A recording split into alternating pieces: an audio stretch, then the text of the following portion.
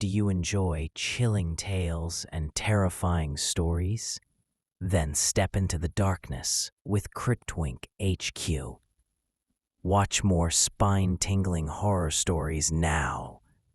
And don't forget to subscribe and hit the bell icon before it's too late.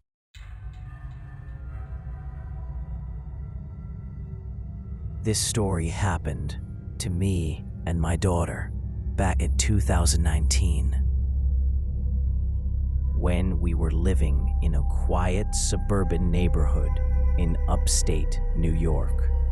At the time, my daughter Emily was 5 years old.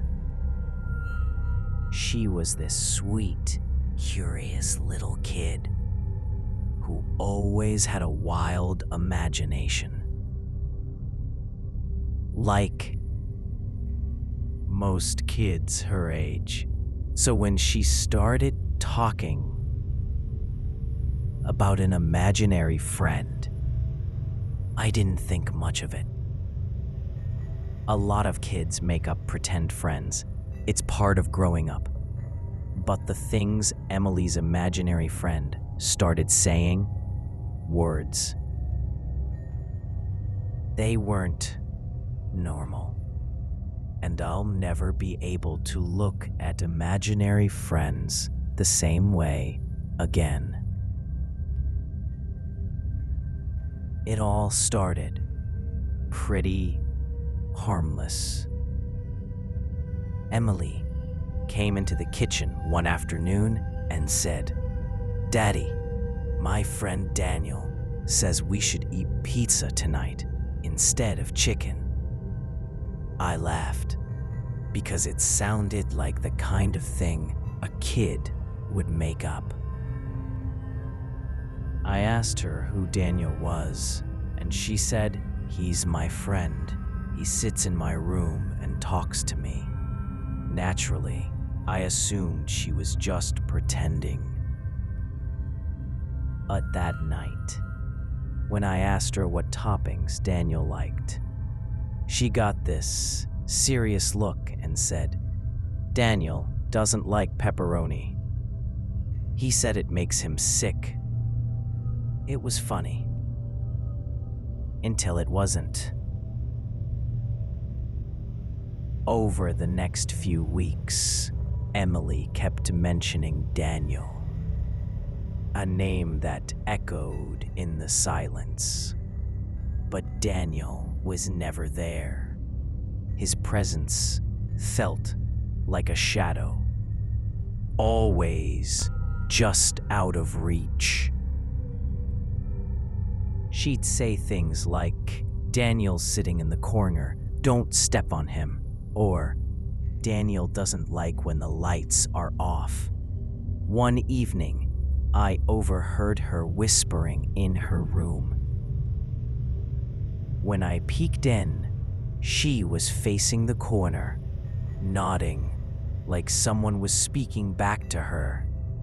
When I asked what Daniel looked like, she said, "He's tall, he wears a black jacket, his face looks blurry." That description. But what really got to me was what she said next. She told me, "Daniel says he used to live here before us." At first, I brushed it off. But then, Emily started repeating things Daniel had told her. Things she shouldn't have known. One day, she told me, "Daniel said a man died in our garage. He said he couldn't breathe." My blood went cold. Because years before we bought the house, there really had been a tragic accident in the garage. The previous owner had taken his own life by running his car with the garage door closed. That detail wasn't something a 5-year-old could have known. Something a 5-year-old could have known. And I had never, ever mentioned it. I asked her how she knew that, and she just said, "Daniel told me." Over the next month, things got worse. Emily would wake up screaming in the middle of the night. She said Daniel stood at the foot of her bed, watching her sleep. Sometimes she'd say, "Daniel says he wants to take me somewhere." I asked her where, and she said, "He says there's a place under the house, a place with no light." We didn't have a basement, just a crawl space. I checked it the next day, and that's when I found something I wish I hadn't. Inside the crawl space, inside it were faded photographs, black and white portraits of a man I didn't recognize. The back of one photo had a name written in pen. Daniel.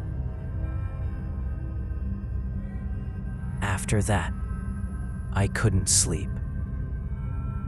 Every creak of the house sounded louder.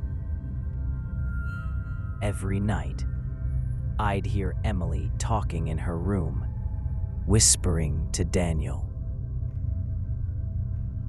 One night, I cracked her door open and listened. I swear on my life, I heard a second voice. Low, male. Speaking back to her, when I burst into the room, she was sitting on the floor alone, staring into the corner. I asked her who she was talking to, and she said, "Daniel says you're not supposed to hear him." The final straw came 2 weeks later. I woke up at 3 in the morning to the sound of Emily giggling. I ran to her room, and she wasn't there. Panic shot through me. I found her standing in the hallway, facing the front door. Her tiny hand was on the doorknob. When I asked her what she was doing, she said, "Daniel says it's time to go outside." I asked, "Where does he want to take you?" And she whispered, "To the woods." We lived next to a dense patch of forest. At that moment, I felt every instinct in my body scream to grab her and run. The very next day, I packed our things and left. I didn't care about breaking the lease. I didn't care about the money. I wasn't going to let Daniel take my daughter. We moved in with my sister across town. And almost instantly, Emily stopped mentioning Daniel. She never talked about him again. It was like he stayed behind in that house. But sometimes, when I drive past Our old neighborhood. I swear I see a figure in a black jacket standing near the tree line. Just watching. Closing. I don't know if Daniel was just an imaginary friend. I don't know if my daughter was seeing something. I couldn't. But I do know this. There was something inside that house. And it wanted my little girl. So if your kid ever starts talking about an imaginary friend, pay attention, because sometimes